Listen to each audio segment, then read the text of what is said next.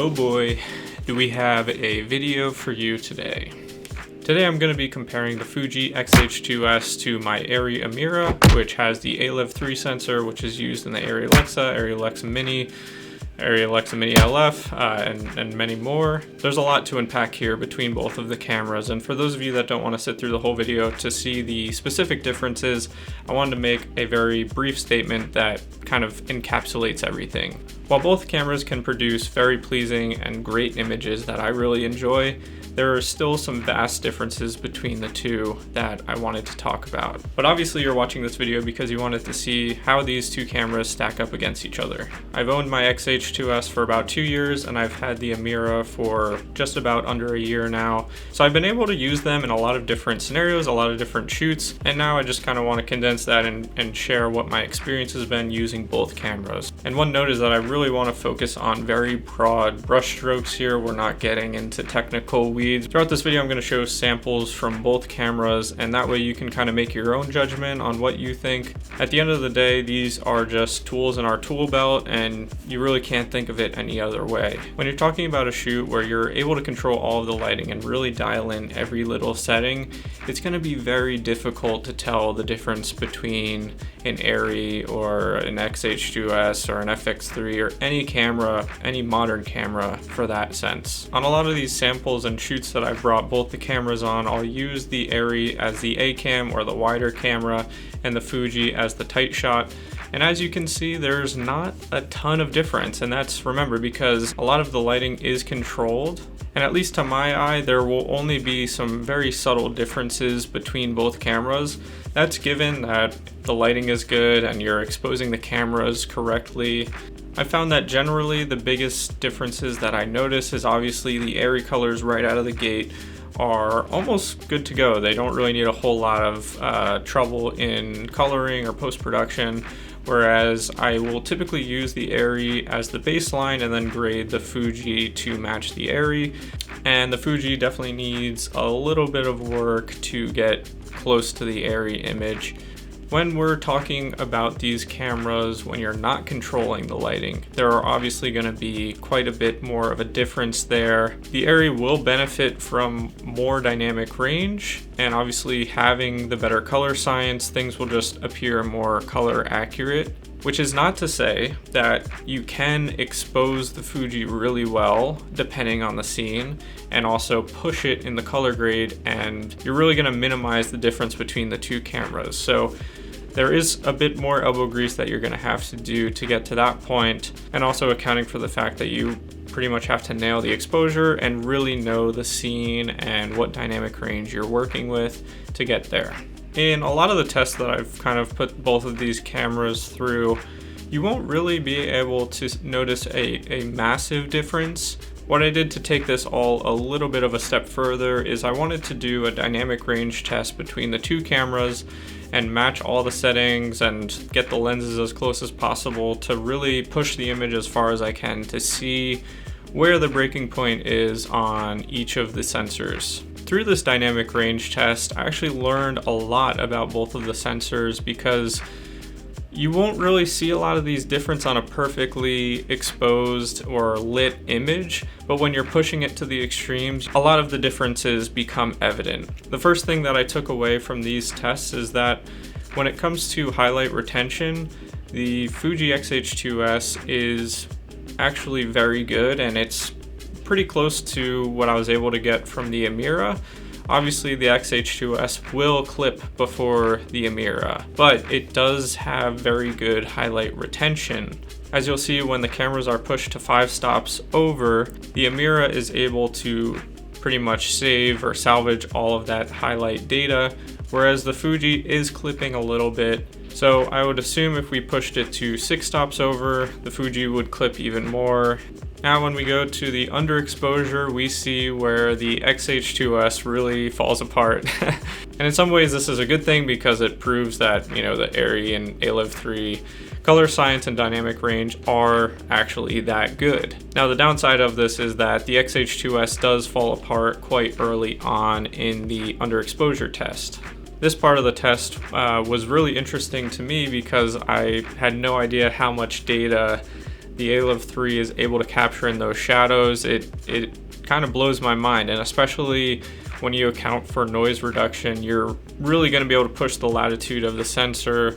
Another important thing to note here in both the underexposure and overexposure tests is that you also want to look at the color. The other immediate thing that I noticed with the XH2S footage is that as you were getting into that underexposure, the color accuracy kind of completely goes out of the door, whereas the ARRI retains a lot of that color detail and color accuracy even when you're going to push the sensor to its absolute limits at the underexposure side and overexposure side. I think the key takeaway here, if you're an XH2S owner, is to always veer on the side of overexposure. And I've always done this when I use the XH2S, and in a lot of the samples, I'm typically overexposing the sensor 1 to 2 stops. And the reason for that is just as the test shows, as the sensor loses exposure, it's going to also lose details in the shadows and color detail. Whereas I've found if I overexpose slightly, I'm able to pull back a lot of the highlights easier than I am with the shadows. This is where it's super important to really learn your camera and the color science, because at the end of the day, every scene is going to be different, and you want to know how far you can push the highlight limits of the XH2S. Obviously, you don't want to clip your highlights, but you want to get close enough where you're able to retain a lot of data and get it into the sensor. Another thing to remember is that the dynamic range is typically determined by the signal to noise ratio of a sensor. And when we talk about noise, it's one of the things that drew me to the XH2S and the ARRI alike, because both cameras have a very natural and organic noise to them, meaning that it's going to be a lot easier to clean up in post if you want, or you can keep that natural and organic grain that you get at a higher ISO if you are going to use that stylistically. So we've determined that the XH2S image clearly cannot be pushed as far as the ARRI image. And that's something that I feel like everybody has accepted and everybody knows. Obviously, if you were able to get the image of an ARRI from a $2,500 DSLR camera, everybody would be buying it. So there's really no surprise here. Let's talk about some of the benefits of the XH2S, because I think that that's equally important to look at. Right off the bat, one of the best things that you're getting from the camera is you're getting a very small form factor. You're able to walk around with it, little to no ease, and shoot around and get what you want, and it's not gonna, stand out. Nobody's gonna notice it. And I think that's one of obviously the biggest benefits, especially when you're comparing it to something like the Amira, which is, almost 10 pounds. You're also getting a camera with technology that is much more modern from the Amira. Obviously, it's going to have all the bells and whistles that any modern camera would. Another thing that I love about the XH2S is the 6K 3:2 ratio open gate mode, because this shooting mode really opens up a whole slew of options to use the camera. For example, you could use it for anamorphics really easily.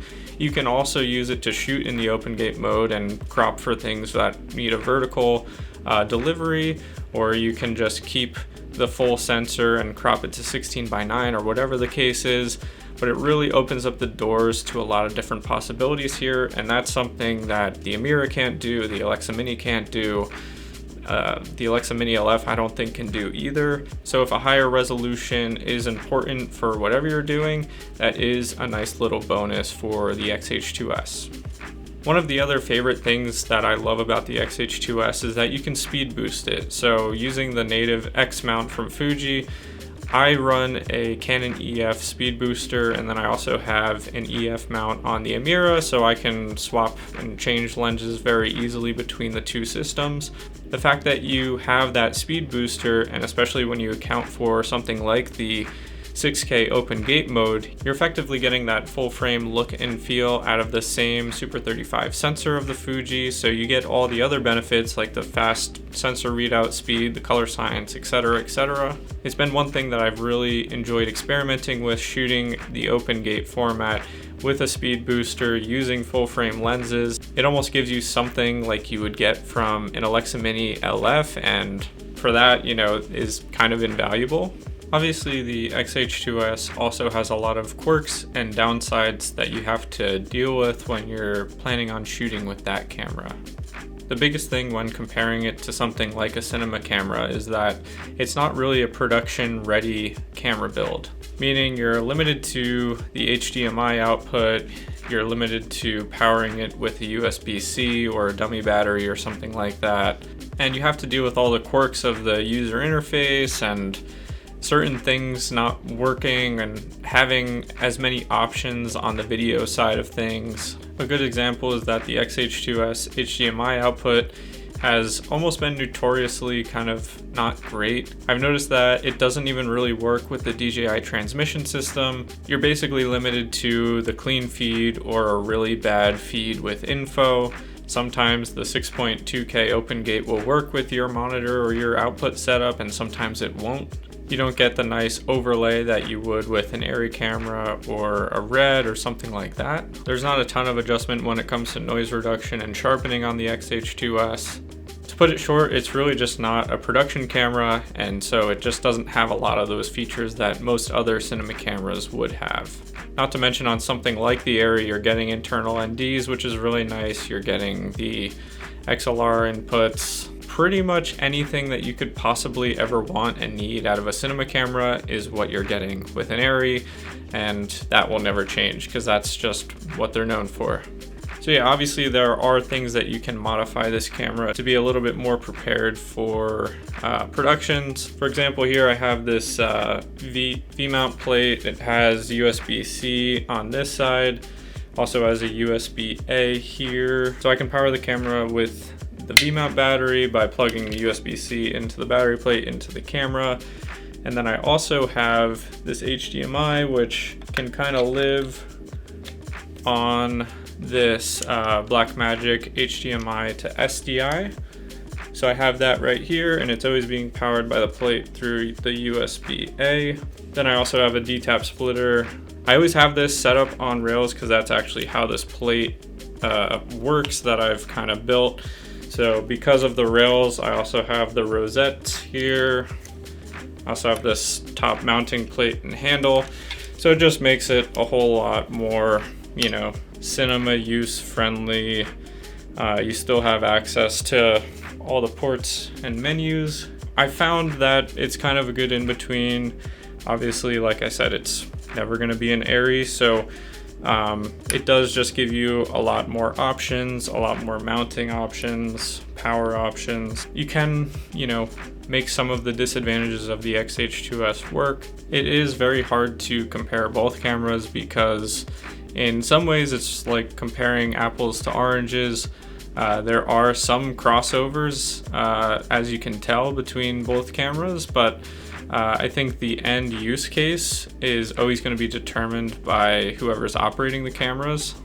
I think no matter what camera you use, you should always strive to learn the ins and outs of the camera, learn how far you can push it, and at the end of the day, if you get really good at that, you're going to be able to produce images just as good, if not better, than any camera out there. You know, there's not a lot of bad choices to use nowadays. I hope this video was helpful or informative in some way to you.